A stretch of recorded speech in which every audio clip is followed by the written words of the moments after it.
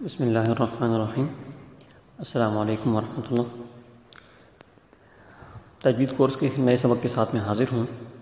اور آج ہم انشاءاللہ تختی نمبر 2 شروع کرتے ہیں۔ تختی نمبر 1 میں ہم نے پڑھا تھا کہ اس کا نام حروف مفردات ہے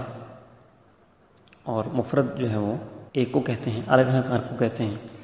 تو تختی نمبر 1 میں چونکہ اس میں حروف تہجی کو بیان کیا گیا تھا تو اس لیے اس کو مفردات کا نام دیا گیا، یعنی کہ الگ الگ حروف۔ اس تختی کا نام مرکبات ہے، یہ مرکب سے نکلا ہے، مرکب کی جمع مرکبات ہے، اور مرکب اس لیے کہا جا رہا ہے کیونکہ اس تختی کے اندر تختی نمبر 1 کے حروف کو ہی ملا کر ان کو آپس میں جوڑ کر کچھ نئے حروف بنائے گئے ہیں اور ان کو پڑھا جاتا ہے، تو اس لیے ملانے کی وجہ سے ان کو مرکب کہا جاتا ہے، یعنی کہ ایسے حروف جن کو ملا کر بنایا گیا ہو۔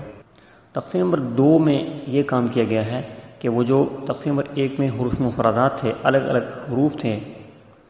الفابیٹس جو تھے، ان کو ملا کر ان کی مختلف شکلیں بنا کر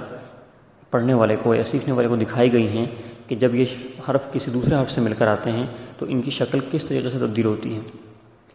اس تختی کا اصل بنیادی اور سب سے اہم ترین مقصد جو ہے وہ صرف شکلوں کی پہچان ہے کہ جب کوئی حرف دوسرے حرف سے مل کر آئے گا تو اس کی شکل کس طریقے سے تبدیل ہوگی۔ اس میں آوازوں کا کوئی زیادہ مسئلہ نہیں ہے، نہ ہی آوازوں کو پڑھنا اس تختی کا مقصد ہے، کیونکہ آوازیں ہم پہلے پڑھ چکے ہیں تختی نمبر 1 میں، اور یہاں پر آوازوں کی تبدیلی واقع نہیں ہوتی۔ دو حرف اگر ساتھ لکھے ہوئے ہیں تو دونوں کی جو آواز تختی نمبر 1 میں ہم نے پڑھی تھی ویسے ہی ان کو یہاں پڑھا جاتا ہے، کوئی موڈیفیکیشن یا اس کی آواز میں تبدیلی نہیں کی جاتی۔ اس تختی کا بنیادی مقصد یہی ہے کہ اس میں حروف کی شکلوں کو پہچانا جائے کہ جب کوئی حرف دوسرے حرف سے مل کر آئے گا تو اس کی شکل میں کیا تبدیلی واقع ہوگی اور کس کس شکل میں کون سا حرف کسی حرف کے ساتھ مل کر آ سکتا ہے۔ تو اس لیے یہ تختی کسی ایسے بچے کے لیے یا کسی ایسے پڑھنے والے کے لیے تو تھوڑی سی مشکل ثابت ہو سکتی ہے جو پہلی مرتبہ پڑھ رہا ہو اور حروف کی شکلوں کو نہ جانتا ہو، تو اس کے لیے یقیناً یہ ایک نئی چیز ہوگی اور اس کو پڑھنے میں اس کو وقت لگے گا۔ لیکن جو شخص اردو لکھنا پڑھنا جانتا ہے اور حروف کی شکلوں کو وہ اچھے طریقے سے سمجھتا ہے تو اس کے لیے یہ تختی پڑھنا کوئی مشکل نہیں ہے، کیونکہ ہم نے صرف حروف کی شکلوں کو پہچاننا ہے۔ تو آج تو اس کا پہلا سبق ہے، تو میں صرف 2 لائنیں اس کی جو ہیں ان کو بیان کر دیتا ہوں کہ اس کو پڑھنے کا کیا طریقہ ہے، باقی اگلے 1 یا 2 سبق کے اندر اس تختی کو ہم مکمل کر دیں گے، کیونکہ یہ کوئی مشکل چیز نہیں ہے۔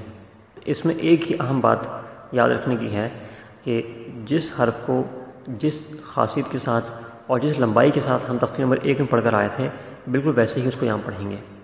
بعض لوگ اس کو الف لام الف لام الف با الف لام الف اس طریقے سے پڑھتے ہیں، لیکن وہ طریقہ غلط ہے۔ جس طریقے سے حروف کو ہم پیچھے تختی نمبر 1 میں پڑھ کر آئے تھے بالکل ویسے ہی ان حروف کو یہاں پر پڑھیں گے۔ کوئی حرف اگر 1 الف کے برابر لمبا ہونا ہے تو اس کو ہم نے 1 الف کے برابر لمبا ہی کرنا ہے، اور اگر کوئی حرف 5 الف کے برابر لمبا ہونے والا ہے اس کو مد لگا ہوا ہے تو اس کو ہم 5 الف کے برابر کھینچ کر پڑھیں گے۔ اس کو تیزی کے ساتھ الف لام الف کر کے پڑھنا یہ غلط ہے، یہ مناسب طریقہ نہیں ہے۔ تو صرف اس چیز کا ہم خیال رکھتے ہوئے اس کو پڑھیں گے، اور جن احباب کو یہ تختی پڑھنی آتی ہے تو وہ اس کو خود ہی اپنے طور پر تختی کو مکمل پڑھ لیں، اور صرف یہ ایک بات جو میں نے آپ سے عرض کی ہے کہ حروف کی لمبائی کا خیال رکھیں، تو اس کا خیال رکھتے ہوئے آپ اس کو مکمل پڑھ سکتے ہیں۔ الف لام الف لام الف با الف لام الف لام لام الف لام جیم لام الف با لام با۔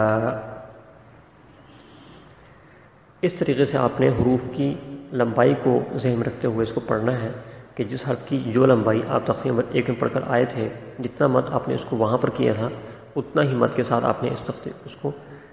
تختی میں پڑھنا ہے، اور اس میں لمبائی میں کمی نہیں ہونی چاہیے۔ آج کے لیے یہ تعارف کافی ہے، کل انشاءاللہ اس تختی کو میں کوشش کروں گا کہ مکمل ہی کر دوں، کیونکہ یہ عموماً بچوں کے لیے لکھی گئی ہے جن کو